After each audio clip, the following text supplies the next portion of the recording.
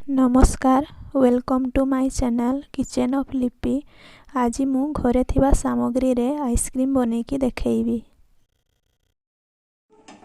Gas को on करवा। एथि मु 200 ml क्षीर नेछि।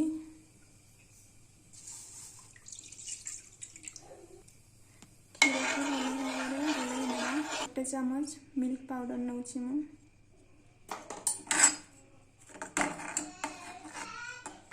को भल भाव मिक्स करनेबा।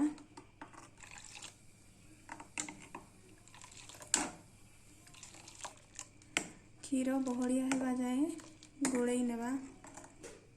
आधा चम्मच गुजराती गुंड नेबा। को भल भाव मिक्स करनेबा। एबे 1 चम्मच कॉर्नफ्लोर गुंड, अल्प पानी देकी भल भाव मिक्स करनेबा। मिक्स करथिबा कॉर्नफ्लोर गुंड को एठी मिक्स करनेबा। तापर एथिरे चीनी देबा। चीनी को भल भाव मिक्स करनेबा। वर्तमान क्षीर बहलिया हो गलानी। एबे गैस को बंद करनेबा। एहा को ठंडा हवा पाई देबा। वर्तमान एहा ठंडा हो गलानी। एहा को कॉफी कप रे दे देबा आइसक्रीम रो शेप आनिबा पाई।